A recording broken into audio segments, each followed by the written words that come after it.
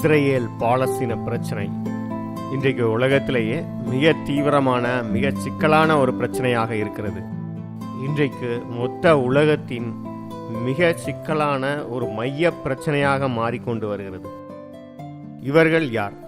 பாலஸ்தீனியர்கள்னா அது யாரு, இஸ்ரவேலர்கள்னா அது யாரு என்கிற அந்த சரித்திர அறிவு இல்லாம யார் பக்கம் நியாயம் இருக்குன்னு நாம முடிவு செய்ய முடியாது. கிட்டத்தட்ட 4000 வருடங்களுக்கு முன்பாக நாம செல்ல வேண்டியிருக்கு. இந்த பிரச்சனைகளுக்கு தொடர்புடைய சரித்திரம் அவ்வளவு முந்தைய காலகட்டத்தில் இருந்து ஆரம்பிக்குது.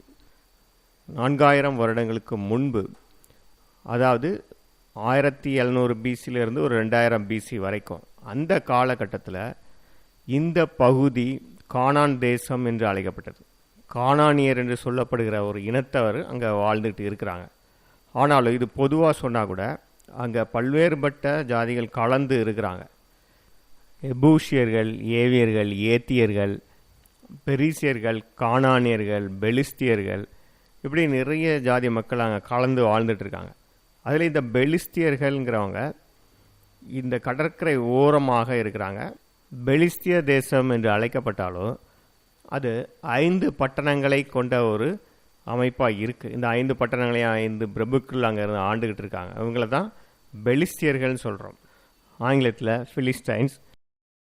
இந்த காலகட்டத்தில் தான் மெசபட்டோமியா சமவெளி பகுதிகளில் இருந்து, ஊர் என்கிற அந்த ஊரில் இருந்து ஆபிரகாம் அவனோட சேர்ந்த அவனுடைய குடும்பமும் இந்த கானான் தேசத்தை நோக்கி வர்றாங்க.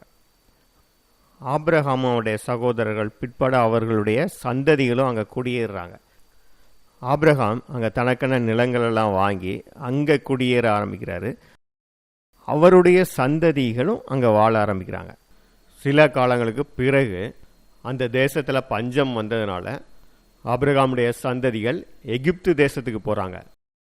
எகிப்து தேசத்துக்கு போன இஸ்ரேலியர்கள் சில காலத்துக்கு பிறகு அங்கேயே அடிமைகளாக இருக்க வேண்டியதாயிருது. பிற்பாடு அங்கிருந்து விடுதலையாகி வரும்போது மிகப்பெரிய ஒரு தேசமாக, பெரிய ஜனக்கூட்டமாக வர்றாங்க. இவர்களுடைய முற்பிதாக்கள் ஆபிரகாம், ஈசாக்கு, இவங்கெல்லாம் வாழ்ந்துக்கிட்டு இருந்த இந்த கானான் தேசத்துக்கு திரும்பவும் வந்து அங்கே குடியேற ஆரம்பிக்கிறாங்க. ஸோ அங்கே ஏற்கனவே இருந்த இந்த கானானிய தேசத்தில் உள்ள ஜாதிகளெல்லாம் ஜெயித்து அங்கே கொஞ்சம் கொஞ்சமாக இந்த இஸ்ரவேல் தேசம் உருவாகுது. ஆனால் பெரும்பாலானவர்கள் இஸ்ரவேல் தேசம் என்பதே கிடையாது, அது பைபிளில் மட்டுமே சொல்லப்பட்ட கதைகள் தான், வரலாற்றில் அப்படி ஒரு தேசமே இருந்ததில்லைன்னு சொல்லிட்டு இருந்தாங்க. ஆனால் 1896 ஒரு கல்வெட்டு எகிப்தில் கிடச்சிது. அந்த கல்வெட்டில் இஸ்ரவேல் என்கிற பெயர் இருந்தது. இஸ்ரவேல் தேசத்தை பற்றி குறிப்பு அதில் இருந்தது. 1200 1300 பிசி காலகட்டத்தில் அந்த பகுதிகளில் எகிப்து ஒரு மிகப்பெரிய சாம்ராஜ்யமாக இருந்தது. உலக வரலாற்றில் ஏற்பட்ட முதல் மிகப்பெரிய சாம்ராஜ்யம்னா அது எகிப்து சாம்ராஜ்யம். ஆனால் அதே நேரத்தில் துருக்கி பக்கத்தில் ஹிட்டைட்ஸ்னு ஒரு சாம்ராஜ்யமும் இருந்தது. இந்த 2 சாம்ராஜ்யங்கள் எது ஜெயிக்கும் அப்படிங்கிற மோதல் தொடர்ந்து இருந்துக்கிட்டே இருந்தது. இவர்கள் மோதுகிற ஒரு களமாக, 2 பேரும் சந்திக்கிற இடமாக இந்த கானான் பிரதேசம் இருந்தது. அதனால் இந்த இடத்துல நிறைய யுத்தங்கள் நடந்திருக்கு, எகிப்துக்கும் ஹிட்டைட்ஸுக்கும். அப்போ இந்த இடத்துல நடந்த ஒரு யுத்தத்தில் எகிப்து ஜெயித்து எகிப்துக்கு எதிராக இருந்த சில கானானியர்களையும் இஸ்ரவேல் தேசத்தையும் நாங்கள் ஜெயித்துட்டோம் அப்படின்னு சொல்லி அந்த கல்வெட்டில் எழுதி வச்சுருக்காங்க. இஸ்ரேல் தேசத்தாரை தோற்கடித்து அவர்களுடைய நெற்களஞ்சியங்களெல்லாம் பாழாக்கி விட்டோம் அப்படின்னு ஒரு வரி அந்த கல்வெட்டில் இருக்குது. அப்போது இதுதான் இஸ்ரவேலை பற்றி வரலாற்றில் கிடைக்கிற முதல் ஆதாரம். முதலாக இஸ்ரவேல்ங்கிற பேர் இந்த கல்வெட்டில் தான் கிடச்சிருக்கு, 1300 to 200 பிசி அந்த காலகட்டத்தில். இதற்கு பிறகு இன்னும் நிறைய கல்வெட்டுகள் கிடச்சிது. Tel Dan stele, Mesha stele, Kurkh monolith stele, இப்படின்னு இந்த கல்வெட்டுகள்லையும் இஸ்ரேலை பற்றியும் தாவீது ராஜாவுடைய அரச குடும்பத்தை பற்றியும் இருக்குது.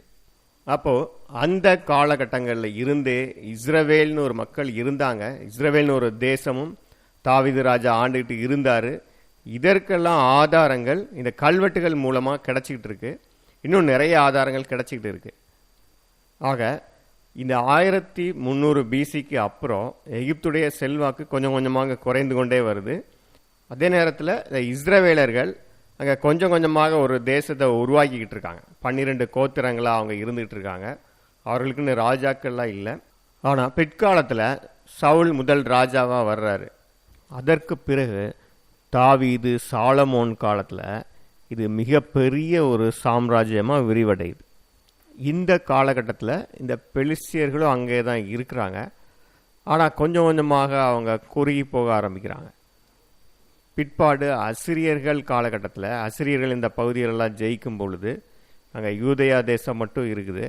இந்த பெலிஸ்திய தேசத்தை அசிரியர்கள் ஜெயிச்சிடுறாங்க. அதற்கு பிறகும் அந்த பட்டணங்கள் இருக்குது. ஆனால் பிற்காலத்தில் அலெக்சாண்டர் காலத்தில் அலெக்சாண்டர் முற்றிலுமாக அந்த பட்டணங்களை அழிச்சிடுறாரு. முக்கியமாக காசாவெல்லாம் தரைமட்டமாக எரித்து அழிச்சிடுறாரு. அதற்கு பிறகு சரித்திரத்தில் இந்த பெலிஸ்தியர்களை பற்றியோ அல்லது அந்த பட்டணங்களோ வரவே இல்லை. சரித்திரத்தில் அவங்க காணாமலே போயிடுறாங்க. ஏன்னா அந்த ஒரு ஜாதியாக இல்லாமல் அங்கே அழிந்து போயிடுறாங்க.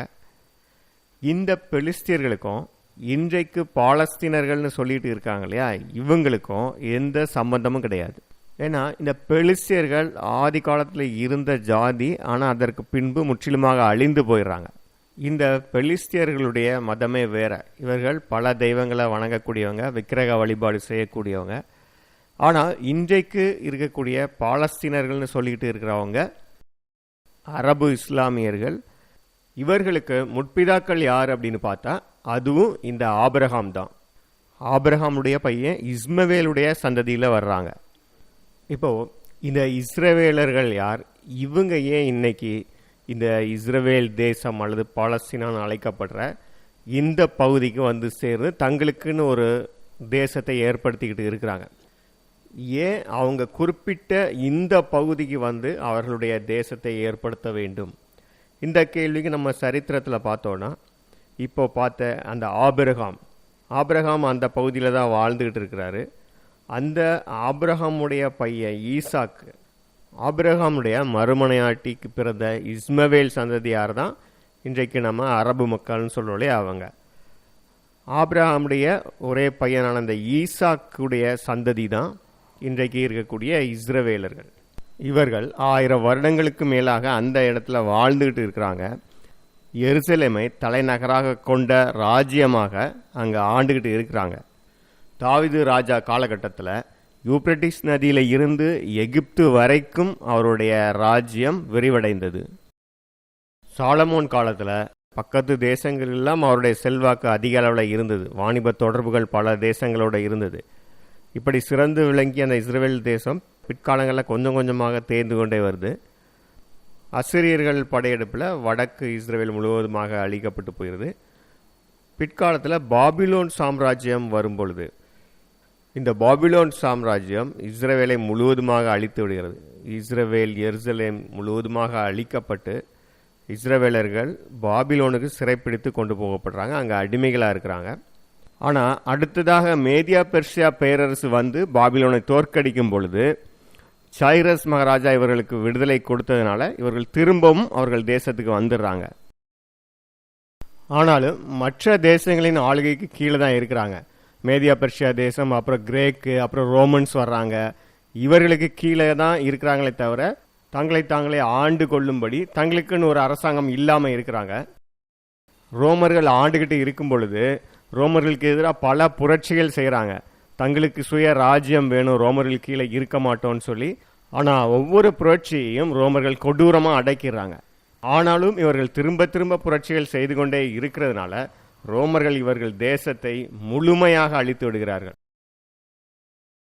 அது மட்டும் இல்லாமல் இவங்க திரும்பவும் ஒரு காலத்தில் வந்து இந்த தேசத்தை அவங்களுக்குன்னு எடுத்துக்க கூடாதுங்கிறதுக்காக வரலாற்றில் இருந்தே யூதர்களை முற்றிலுமாக அவர்களுடைய பெயரையே அழிச்சிடணும்னு சொல்லி இஸ்ரவேல் தேசம் அப்படிங்கிற பெயரையே அவங்க மாற்றினாங்க.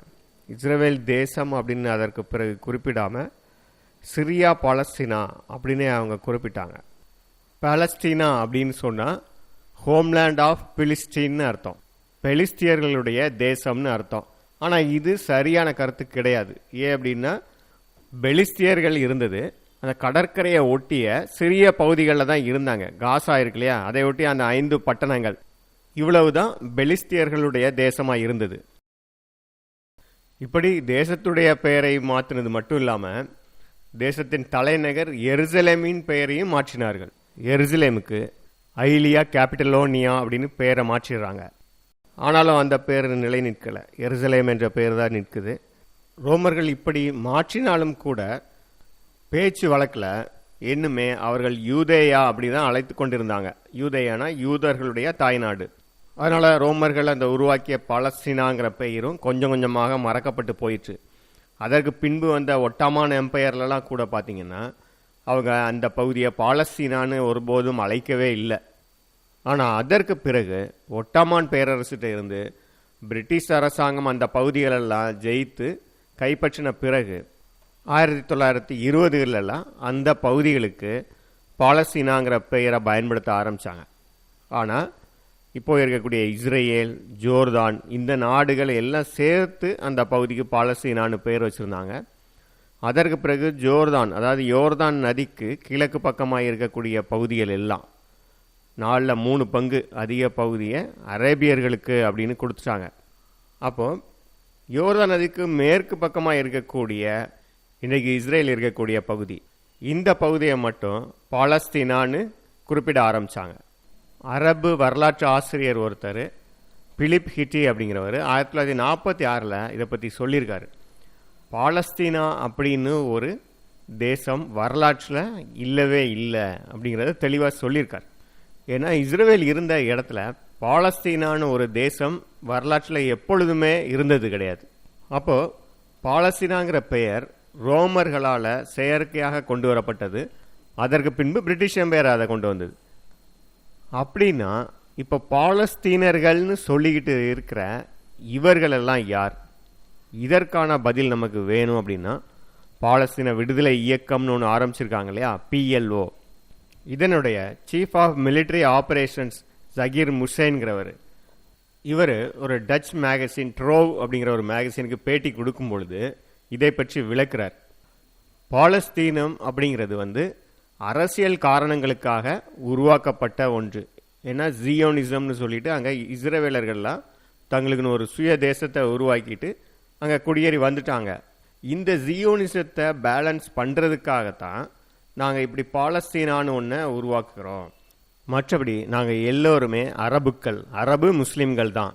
அரபுகளெல்லாம் ஒன்று சேர்க்கவும் இஸ்ரேலர்களை தோற்கடித்து அவர்களை விரட்டுறதுக்கும் நாங்கள் இந்த பாலஸ்தீனா அப்படிங்கிற பதத்தை ரொம்ப கவனமாக கையாளுகிறோம். மற்றபடி இங்கே பாலஸ்தீனா அப்படின்னு யாரும் கிடையாது, எல்லாருமே அரபு முஸ்லீம்கள் தான். ஆக இந்த பாலஸ்தீனா அப்படிங்கிற பதம் எங்களுக்கு ஒரு புதிய கருவியாக இருக்குது இஸ்ரேலர்களை விரட்டி அடிப்பதற்கு அப்படின்னு சொன்னார். இங்கே இந்த ஜகீர் முசைன் ஏன் ஒரு புதிய கருவி எங்களுக்கு தேவைப்படுதுன்னு சொல்கிறாரு. ஏன் அப்படின்னா இந்த அரபு தேசங்கள் எல்லாம் பல முறை இந்த இஸ்ரேல் தேசத்துக்கு எதிராக யுத்தங்களை செய்திருக்காங்க. இப்படி பல யுத்தங்கள் செய்தும் அதில் தோல்வி அடைஞ்சிருக்காங்க. இந்த அரபு தேசங்கள் எல்லாம் சேர்ந்து யுத்தம் பண்ணியும் இந்த சிறிய இஸ்ரேல் தேசத்திட்ட தோற்று போயிருக்காங்க. அதனால் இவங்களை இந்த யுத்தத்தில் ஜெயிக்க முடியாமல் இப்போ வேறு எப்படியாவது அவங்கள அழிக்கணும் அல்லது துரத்தணும் அப்படின்னா அப்போ அவங்களுக்கு இப்படி பாலஸ்தீனா அப்படின்னு ஒரு பதத்தை பயன்படுத்தி அதன் மூலமாக தீவிரவாத அமைப்புகளை உருவாக்கி நேரடியான தீவிரவாதமோ அல்லது மறைமுகமாகவோ இஸ்ரேல் தேசத்தை தாக்குவது, இதற்கு அவங்க பாலஸ்தீனா அப்படிங்கிற இந்த பதத்தை பயன்படுத்திக்கிட்டு இதன் மூலமாக பாலஸ்தீன விடுதலை போராட்டம் அல்லது கிளர்ச்சின்னு சொல்லிக்கிட்டு இதில் அவங்க இஸ்ரேலர்களுக்கு எதிரான தீவிரவாத தாக்குதல்களெல்லாம் நடத்தலாம். நேரடியாகவும் மறைமுகமாகவும் நடத்திக்கிட்டு அது அவர்களுடைய போராட்டம், கிளர்ச்சி இப்படி சொல்லிக்கலாம் இல்லையா. இந்த முறையை தான் இப்போ பயன்படுத்திக்கிட்டு இருக்காங்க. இப்படி இல்லாத ஒரு பாலஸ்தீன தேசம் அப்படிங்கிறத இவங்க உருவாக்கியிருக்காங்கிறதுக்கு பாலஸ்தீன தேசம் அப்படிங்கிறது சரித்திரத்தில் இல்லைங்கிறத அரபு தேச வரலாற்று ஆசிரியர்கள், உலக வரலாற்று ஆசிரியர்கள் எல்லோருமே சொல்கிறதும், அது மட்டும் இல்லாமல் பாலஸ்தீன விடுதலை இயக்கம் அவர்களுடைய தேசத்துக்கான வரையறைகள், கொள்கைகள், தேசத்துடைய எல்கைகள் எல்லாம் அவர்கள் வகுத்த போது அதை நீங்கள் கவனித்தாலும் இது தெளிவாக தெரிய வரும். எப்படின்னா 1964 இந்த பாலஸ்தீனத்துக்கான கொள்கைகள் அதோடைய எல்லைகள்னு வகுக்கும்போது ஆர்டிகல் 24 படி இந்த காசான்னு சொல்கிறோம் இல்லையா, அந்த பகுதியும் வெஸ்ட் பேங்க்னு சொல்லக்கூடிய அந்த பகுதியும் பாலஸ்தீன தேசத்துடைய எல்லைக்குள்ளே வராது அப்படின்னு குறிப்பிட்டிருந்தாங்க. ஆனால் இன்னைக்கு இந்த காசாவையும் வெஸ்ட் பேங்கையும் தான் பாலஸ்தீன தேசமாக கொடுக்கணும்னு கேட்டுட்ருக்காங்க. ஆனால் அந்த காலத்தில் ஏன் அப்படி அவங்க சொல்லியிருந்தாங்க அப்படின்னு நம்ம பார்த்தோன்னா, 1948 இஸ்ரேலை முழுவதுமாக அழிப்போன்னு சொல்லிட்டு இந்த அரபு தேசங்கள் யுத்தம் பண்ணும்போது எகிப்து தேசம் இந்த காசா பகுதியை ஆக்கிரமித்து பிடிச்சிக்கிட்டு, ஜோர்டான் தேசம் இந்த வெஸ்ட் பேங்க் பகுதிகளை அவங்க எடுத்துக்கிட்டாங்க. அதை அவர்களுடைய தேசத்தின் பகுதியாக சேர்த்து கொண்டார்களே ஒழிய இது பாலஸ்தீன தேசம் அல்லது இந்த பகுதியை பாலஸ்தீன தேசம் அமைக்க கொடுப்போம் அப்படின்னு வாக்குறுதி கொடுக்கல. அவங்க தேசத்தோடு சேர்த்து 1967 வரைக்கும் அவர்கள் தேசமாக தான் வச்சுக்கிட்டு இருந்தாங்க. அதனால தான் யாசர் அரபத் பாலஸ்தீன தேசத்துக்கான வரையறைகளை உருவாக்கும் பொழுது இந்த பகுதிகள்லாம் பாலஸ்தீனம் கிடையாது, மீதி இருக்கக்கூடிய பகுதிகள் அதாவது இஸ்ரேல் தேசம் முழுவதும் அதுதான் பாலஸ்தீனம் அப்படின்னு அங்கே அதில் எழுதியிருந்தார். ஆனால் 1967க்கு அப்புறம் 1968 இதை அவங்க திருத்தி எழுதினாங்க. திருத்தி எழுதிட்டு அப்போது இந்த பகுதிகளும் பாலஸ்தீன தேசம்தான் அப்படின்னு அதில் திருத்தி எழுதினாங்க.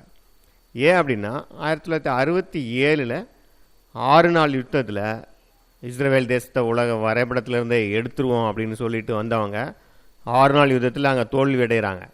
அதனால் இஸ்ரேல் தேசம் இந்த காசா பகுதி சினாய் எல்லாத்தையுமே எகிப்திலிருந்து பிடிச்சிக்கிட்டு, அதே போல் ஜோர்தான் நாட்டை இருந்து இந்த வெஸ்ட் பேங்கை பிடிச்சிக்கிட்டு, அதனால் இப்போ 1968 இவங்க பாலஸ்தீனத்துடைய எல்லைகளை மாற்றி எழுதுகிறாங்க.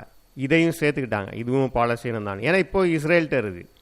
ஸோ இதிலிருந்தே தெரியுது அவருடைய நோக்கம் என்ன அப்படின்னு சொன்னால், இஸ்ரேல்கிட்ட இருக்கக்கூடிய அந்த நிலப்பகுதி எல்லாத்தையும் பிடுங்கணும், அதுதான் பாலஸ்தீனம் அப்படிங்கிறதா இருந்தது. அதுவே இந்த பாலஸ்தீன பகுதிகள் எகிப்துகிட்ட இருக்கும் பொழுது அது பாலஸ்தீனம் இல்லைன்னு சொல்லிட்டாங்க. அதே போல் வெஸ்ட் பேங்க் ஜோர்டான் நாடுகிட்ட இருக்கிற வரைக்கும் அது பாலஸ்தீனம் இல்லைன்னு சொல்லிட்டு இருந்தாங்க. அப்போது அவர்களுடைய நோக்கம் தெளிவாக தெரியுது. அவர்களுடைய அரபு தேசங்கள் அந்த பகுதிகளெல்லாம் பிடிச்சு வச்சுக்கிட்டாலும் இவங்க அது பாலஸ்தீன தேசம் அப்படின்னு சொல்லி போராட போகிறதில்ல. ஏன் அப்படின்னா எந்த ஒரு அரபு முஸ்லீம் தேசமும் அந்த பகுதியை பிடிச்சிக்கிட்டு ஆக்கிரமித்து ஆண்டுகிட்டு இருந்தாலும் அவர்கள் பாலஸ்தீனத்துக்கு விடுதலை கொடுக்கணும்னு கேட்க மாட்டாங்க. ஏன்னா அது பாலஸ்தீனர்கள் இல்லை, அரபு முஸ்லீம்கள் தான். அவங்க இந்த எந்த அரபு தேசத்துக்கு கீழேயும் ஆளுகை கீழேயும் இருந்துருவாங்க. ஆனால் இஸ்ரேல் தேசம் அங்கே இருக்கக்கூடாது. ஆக அவர்களுடைய நோக்கமே இஸ்ரேல் தேசத்துக்கு அவங்க நிலத்தை கொடுக்குற தயாராக இல்லை. இஸ்ரேல் மக்கள் எங்கெல்லாம் குடியேறி இருக்கிறாங்களோ அதெல்லாம் பாலஸ்தீனம்னு சொல்லி இஸ்ரேலை விரட்டுவது மட்டும்தான் அவங்களுடைய குறிக்கோள் நோக்கமாக இருக்குது அப்படின்னு பார்க்குறோம். இப்போ நாம் பாலஸ்தீன தேசம் அப்படிங்கிறது இவர்களாக கற்பனையாக உருவாக்கியது, இஸ்ரேலை எதிர்ப்பதற்காக இவர்களாக உருவாக்கியது அப்படிங்கிறத பற்றி தெரிஞ்சுக்கிட்டோம். ஆனால் இந்த பாலஸ்தீனியர்கள்னு சொல்லிக்கிட்டு இருக்காங்க இல்லையா, இந்த மக்கள் இவங்கெல்லாம் அப்போ யார், எங்கேருந்து வந்தாங்க? இன்றைக்கு இஸ்ரேலுடைய பாப்புலேஷன் 85 லட்சத்துக்கும் மேலே. ஆனால் 1875 அதாவது இஸ்ரேலர்கள் அவர்களுடைய தேசத்துக்கு திரும்புவதற்கு முன்பு, உலகமெங்கும் இருந்து இஸ்ரேலர்கள் இந்த இஸ்ரேல் தேசத்துக்கு வர்றதுக்கு முன்னால் 1875 மக்கள் தொகையை பார்த்தீங்க அப்படின்னு சொன்னால் வெறும் 3 லட்சம் தான். அங்கே சில நகரங்களில் மட்டும்தான் மக்கள் இருந்தாங்க. எருசலேம், எபிரோன், அது மாதிரி நார்த்தில் 2 பட்டணங்கள், இப்படி மிக சில நகரங்களில் மட்டும்தான் இருந்தாங்க. அப்போது பெரும்பகுதியான இஸ்ரேல் தேசத்துடைய பெரும்பகுதி பாலடைந்து தான் கிடந்தது, ஆள் நடமாட்டமே இல்லாமல் தான் கிடந்தது. அப்போது இஸ்ரேலை சுற்றி பார்க்க வந்தவங்கள்லாம் இதை பற்றி சொல்லியிருக்கிறாங்க. 1800களில் ஆரம்ப பகுதி, அதாவது 19ஆவது நூற்றாண்டு மைய பகுதியிலெல்லாம் பார்த்தோன்னா ஹோலி லேண்டுன்னு சொல்லி அங்கே இஸ்ரேல் தேசத்துடைய பகுதிகளை பார்க்கணுன்னு வந்தவங்கெல்லாம் ஆச்சரியப்பட்டு போயிருக்காங்க. மார்க் ட்வைன்லாம் அந்த காலகட்டத்தில் தான் அங்கே வந்தார். வந்து பார்த்துட்டு அந்த தேசம், அந்த பிரதேசம் முழுவதுமே ஆள் நடமாட்டமே இல்லாமல் இருக்குது, மக்கள் வசிக்காமல் பாலைவனமாக பாலடைந்த இடங்களாக கிடக்குது அப்படின்னு சொன்னார். இதே போல் இன்னொரு ஃப்ரெஞ்சு எழுத்தாளர் பியரி லோட்டிங்கிறவர், இவரும் அதே காலகட்டத்தில் வந்து பார்த்துட்டு இந்த பாலஸ்தீன பகுதிகள் எல்லாம் வறண்டு போய் பட்டணங்கள் கிராமங்கள் எல்லாம் தூசி படிந்து கிடக்குது, ஆட்களே இல்லை அப்படின்னு சொல்லியிருக்கிறார். அந்த தேசத்தில் கொஞ்சம் இருந்த அரபு முஸ்லீம்களும் ஒருத்தரோட ஒருத்தர் சண்டை போட்டுக்கிட்டு இப்படி தான் இருந்தாங்களே தவிர அங்கே மக்கள் வாழ்ந்து விவசாயம் செய்து அப்படியெல்லாம் அங்கே பெருகிக்கிட்டு இல்லை. அதுவும் இல்லாமல் பெரும்பாலும் அங்கே கொள்ளையடிக்கிறவங்களும் நாடோடி கூட்டங்களுமாக தான் இருந்தாங்க இஸ்ரேல் மக்கள் அங்கே குடியேறுவதற்கு முன்பு வரை. ஆனால் அங்கே எப்பொழுதுமே யூதர்கள் கொஞ்சம் வாழ்ந்துக்கிட்டே தான் இருந்தாங்க. உதாரணமாக எருசலேம், எபிரோன் பட்டணங்களெல்லாம் யூதர்கள் எப்பொழுதுமே இருந்துக்கிட்டு இருந்தாங்க. அதே மாதிரி கலிலேயா பக்கத்தில் சில கிராமங்கள் இங்கே எல்லாம் யூதர்கள் அதிகமாக இருந்தாங்க. அதுலேயும் எருசலேம், எபிரோன் பட்டணங்களில் யூதர்கள் தான் பெரும்பான்மையாக இருந்தாங்க. முஸ்லீம்களுடைய எண்ணிக்கை பார்த்தோம் அப்படின்னு சொன்னால் எருசலேம்லாம் கால் பகுதி தான் இருந்திருக்காங்க. 1859 பிரிட்டிஷ் கான்சுலேட் ரிப்போர்ட்டில் இதெல்லாம் இருக்குது. ஆக பைபிளில் சொல்லியிருக்கிற மாதிரியே இஸ்ரவேலர்களுக்கு சாபமாக அவர்களுடைய நிலங்கள் அவங்களுக்கு பலன் கொடுக்காம வறண்ட நிலமாக போயிடுச்சு. இஸ்ரவேலர்கள் அங்கேருந்து துரத்தி அடிக்கப்பட்ட பிறகு அவர்கள் தேசமும் அப்படி வறண்ட நிலமாக பாலைவனமாக போயிடுச்சு. அதற்கு பிறகு அவங்க திரும்பி வர்ற வரைக்கும் அப்படி தான் இருந்ததுன்னு பார்க்குறோம். ஆனால் ஒட்டாமான் எம்பையர் 1878 இருந்து வேறு தேசங்கள்லேருந்து அரபு முஸ்லீம்களெல்லாம் இங்கே கொண்டு வந்து குடியேற்றிக்கிட்டு தான் இருந்தாங்க. அல்ஜீரியா இந்த மாதிரி தேசங்களில் இருந்தெல்லாம் அவங்கள கொண்டு வந்து இங்கே குடியேற்றினாங்க. அது மட்டும் இல்லாமல் இஸ்ரேலியர்கள் அங்கே குடியேற ஆரம்பித்த பிறகு அங்கே இயற்கையாகவே அந்த பருவநிலையும் மாற ஆரம்பிச்சது. ஏன்னா இஸ்ரேலியர்கள் திரும்ப வந்துட்டாங்க, அவர்களுக்கான தண்டனை எடுபட்டு போயிடுச்சு அப்படிங்கிறத காட்டும்படியாக அங்கே திரும்பவும் நல்லா மழை பெய்ய ஆரம்பிச்சது. இவர்களுடைய தோட்டங்கள் எல்லாம் செழிப்பாக வளர ஆரம்பிச்சது. வறண்ட நிலமாக மண்மேடுகளாக இருந்ததெல்லாம் இவங்க அருமையான தோட்டங்களாக மாற்றினாங்க. இப்படி அந்த நிலம் செழிப்பாகி அங்கே கொஞ்சம் பொருளாதார வளர்ச்சி உருவாக ஆரம்பித்த உடனே சுற்றிலும் இருக்கிற அரபு தேசங்களில் இருந்தெல்லாம் அரபுக்கள் வேலை வாய்ப்புக்காக இஸ்ரேல் பிரதேசத்தை நோக்கி படையெடுக்க ஆரம்பித்தாங்க. அதனாலும் இங்கே இந்த மக்கள் தொகை இதெல்லாமே மாற ஆரம்பிச்சிது, அரபுக்களுடைய எண்ணிக்கை அதிகரிச்சுது. ஆக இன்றைக்கு எங்கள் பாலஸ்தீனர்கள் அப்படின்னு சொல்லிக்கிட்டு இருக்கிறவங்கெல்லாம் பாலஸ்தீனம் அப்படின்னு ஒரு இனத்தை சேர்ந்தவங்களாம் கிடையாது, அப்படி ஒரு இனமும் கிடையாது. இவர்கள் எல்லாம் பல்வேறு தேசத்தில் இருந்து வந்த அரபுக்கள் தான். உதாரணமாக Libya, Egypt, Iraq, Lebanon, Syria, Saudi Arabia இப்படிப்பட்ட நாடுகளில் இருந்தெல்லாம் வேலை வாய்ப்புக்காக இஸ்ரேலர்கள் வந்து அந்த தேசத்தை செழிப்பாக்கணுன்னு அந்த தேசத்தை நோக்கி வந்தவங்க தான் இன்றைக்கு இந்த அரசியல் காரணங்களுக்காக அவங்களுக்கு பாலஸ்தீனம்னு ஒரு அடையாளத்தை கொடுத்து பாலஸ்தீனர்கள் அப்படின்னு சொல்லிட்டு இருக்கிறாங்க. ஆனால் இவர்களுடைய அடையாளம், இவர்களுடைய மூதாதையர்கள் எங்கே இருக்காங்க அப்படின்னு பார்த்தீங்கன்னா ஒவ்வொருத்தரும் ஈராக்கில் இருந்தோ அல்லது எகிப்தில் இருந்தோ வந்திருப்பாங்க. உதாரணத்துக்கு ஒரு தொலைக்காட்சி நிகழ்ச்சியில் ஒரு பாலஸ்தீனிய பெண்மணின்னு சொல்லிட்டு அவங்க ஒரு சமையல் நிகழ்ச்சியில் சமையல் செஞ்சு காட்டும்போது அவர்களுடைய பாரம்பரிய உணவு வகை இதை எங்களுடைய முன்னோர்கள் எகிப்தில் இப்படி தான் செய்வாங்க அப்படின்னு சொல்லி செஞ்சு காட்டுறாங்க. ஆக அவர்களுடைய பெற்றோர்கள் முன்னோர்கள் எல்லாம் எங்கே இருக்கிறாங்கன்னு பார்த்தா எகிப்தில் இருந்திருக்கிறாங்க. எகிப்தியர்கள் எகிப்திய உணவு வகையில் அங்கே செஞ்சு காட்டுறாங்க.